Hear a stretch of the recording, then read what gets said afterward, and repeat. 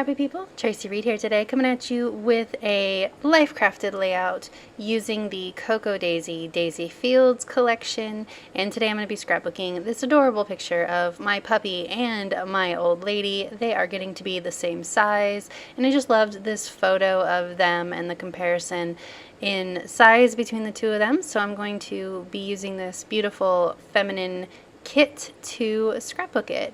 So I have this photo cut out as a 3x4, and then I left a little bit of a white border on the bottom to make it look sort of like a Polaroid. And then I'm going to trim down this paper to 5 by 8.25, which is Life Crafted album size outside of the page protector. Now I will say I really love having my pages be this size. I love the extra room it gives me, the extra 3/4 of an inch basically that it gives me, and I really like having interactive pages and all of that. But I will say, and this is a word of warning for everybody who is like me and likes all that stuff too and so does not use page protectors, I kept my older scrapbooks down in our basement for 5 years because we didn't have anywhere to put it in the house. And so when I went to go find them when we were moving, the ones that were outside of the page protector, they definitely were a little bit worse for the wear, and in some cases because the basement was definitely very humid, very damp. In some cases they were ruined. So if you do not have somewhere to store your pages that is not going to be damp, not going to be in the basement, not going to be damaging to the pages if they are not protected, then I would definitely stick with page protectors. That is just something I found when I was moving. However, I will say that some of my pages that were in page protectors were also damaged. So it's kind of a crapshoot. I would say that more pages were damaged outside of the page protector than in, but definitely the page protectors did not save some of my pages as well. So you just kind of have to make sure that you store your pages, your albums accordingly. And also I would recommend taking pictures of your layouts, just like I do for Instagram. Take pictures of them so that if something does happen to them, at least you have a digital copy. Anyway, back to what I'm doing here. You can see that I took the decorative journal card with the pattern and then this adorable journal card that says sweet, layered it with my photo, and then added a label and a little word bit on top of it. Now I don't quite know what I'm going to do with the other side of the page yet. I'm sort of just flying by the seat of my pants, which is what I mostly do anyway.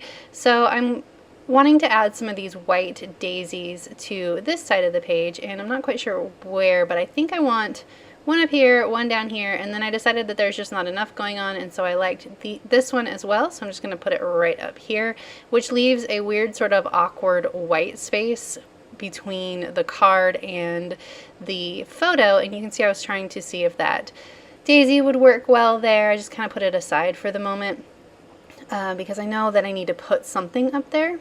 I'm also going to mimic the tag chipboard on the other side with this paper, and I'm just cutting it into a rectangle, and then I use the little snippet that I cut off as a template to do the other side so that they match.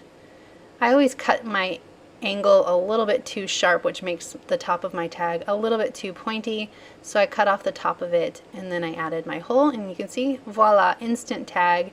And I'm just repeating that shape because I feel like it'll obviously give that corner a little bit more emphasis, a little bit more impact, but also sometimes I get tired of using the same shapes over and over again, squares, rectangles, even circles, so I like repeating different shapes than I normally do. So that is what I'm doing with that tag over there. Okay, so I'm going to bust out some of these rub-ons because they're adorable, and I feel like my page could use a little bit more impact. There's a lot of pattern going on, but a lot of it sort of just blends in with the rest of the patterns. They blend in really well together, so I want to use some of these dark pieces to accent the page a little bit more. I'm going to add the rest of this title, so it's going to say Sweet and Wild, which will take care of that white space and also just make the title a little bit more custom, because Libby is definitely a wild one. She's got that puppy life going on, and so it worked perfectly. And Abby is perfectly sweet, so it just kind of worked. Sweet and wild defines Libby, but sweet defines Abby, because Abby is too old to be wild anymore. So I'm going to pull out some more of these rub-ons, and I feel like I want some of these flowers. I liked the purple, bringing in a little bit more purple to that side. And then I'm going to use the watercolors underneath this tag. And then there's some little splatters that I'm going to use as well, just to make the thing a little bit bigger. I liked the repetition of using that same shape label underneath that epic, or that pick of the day word bit, so I repeated it over there. It also gave that black a little bit more emphasis too. So now I have more tags that I want to add here. Felt like we needed a little bit of blue because the label on the right hand side is blue, so I wanted to bring in some blue to the left hand side of the page. So I'm making myself another tag, same way I did the first one. And I'm actually going to put this one upside down, coming down from the top. And that will give your eye somewhere to focus on the page and sort of close off the top and bottom of the page and just sort of make it look like everything's grounded and working well together. I added that snuggle up, and now I'm adding enamel dots. And I will admit, at this point, I start getting a bit fussy with the placement of things. So I decided instead to put my enamel dots over here. I just felt like this page wasn't quite coming together in a way that made me feel like it was complete. So I just kind of kept adding and adding and adding until I felt like something was working, because I was especially having a hard time with the left-hand side. And so I decided to add journaling over there, which of course I needed. So instead of adding a journaling card, which would have taken up a lot of the middle and would have been a good option, I instead decided to cut this journaling card into journal strips. And I'm going to obviously cut off a lot of this flower, but I wanted to leave it to at least a little bit, just because I liked the decorative portion of it. So because I cut this into journal strips, I could now stagger them across the page and make them take up way more room than a journaling card would have taken up. But once I start putting these down, then I start getting a little bit fussy and annoyed with where the tags are on the page. So I'm going to fuss with those until I'm happy with them, which I will admit took me forever. And they pretty much, once I mess with them the first time, I keep messing with them, and then they end up exactly where they were the first time I messed with them. So I cut out all of the extra messing with them only to put them back exactly where they were, so that you didn't have to watch me be a big old goofball when it came to that. So now I am just going to put these down, trying to space them out equally, but also working my way around the tags so that they take up a lot of room. So the journaling is about how Libby's only 12 weeks old, or at least she was when this photo was taken, and she's already Abby size.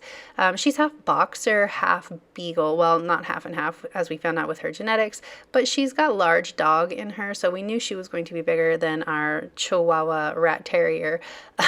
But it's kind of a crapshoot. Hey, that's the second time I've used that word in this video. I guess you get to hear it twice. It's kind of a toss-up. There we go. A toss-up on who she'll take after. Will she be beagle sized or will she be boxer sized? So that's sort of the journaling that I'm going with. So now you can see I'm moving all the tags around, trying to make them work. And this is going to be a big no. That's going to be a no from me, dog. But I'm just going to put this one back. It basically is all going to go back exactly where it was, just moved over a little bit. And then with room for those flowers.